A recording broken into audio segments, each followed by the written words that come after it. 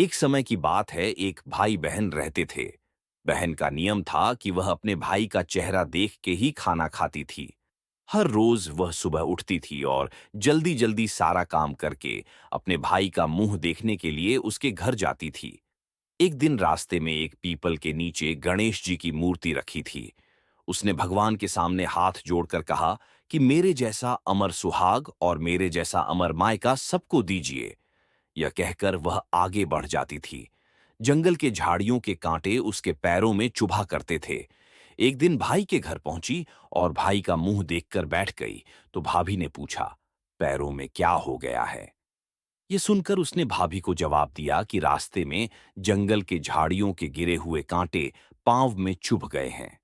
जब वह वापस अपने घर आ गई, तब भाभी ने अपने पति से कहा कि रास्ते को साफ करवा दो। आपकी बहन के पांव में बहुत सारे कांटा चुभ गए हैं।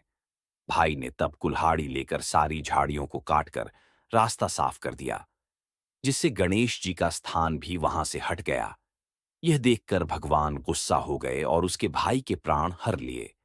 लोग अंतिम संस्कार के लिए जब भाई को ले जा रहे थे, तब उसकी भाभी रोते हुए लोगों से, कहीं थोड़ी देर रुक जाओ, उनकी बहन आने वाली है।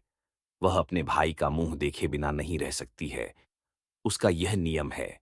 तब लोगों ने कहा, आज तो देख लेगी, पर कल कैसे देखेगी? रोज दिन की तरह बहन अपने भाई का मुंह देखने के लिए जंगल में निकली। तब जंगल में उसने देखा कि सारा रास्ता साफ किया हुआ है। जब वह आगे बढ़ी तो उसने देखा कि गणेश को भी वहां से हट दिया गया है। तब उसने जाने से पहले गणेश जी को एक अच्छे स्थान पर रखकर उन्हें स्थान दिया और हाथ जोड़कर बोली, भगवान मेरे जैसा अमर सुहाग और मेरे जैसा अमर मायका सबको देना। और फिर बोलकर आगे निकल गई। भगवान सोचने लगे, अगर इसकी नहीं सुनी तो हमें कौन मानेगा, हमें कौन पूजेगा?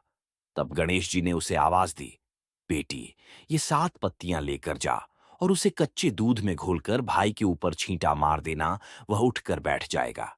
ये सुनकर जब वह पीछे मुड़ी तो वहां कोई नहीं था। फिर वह यह सोचने लगी कि ठीक है, जैसा सुना वैसा कर लेती हूं। फिर वह 7 पत्तियां लेकर अपने भाई के घर पहुंची। उसने देखा वहां कई लोग बैठे हुए हैं। भाभी बैठी रो रही और भाई की लाश रखी है। तब उसने उन पत्तियों को बताए हुए नियम के तहत भाई के ऊपर इस्तेमाल किया। तब भाई उठकर बैठ गया। भाई बोला, बहन से मुझे बहुत ही गहरी नींद आ गई थी।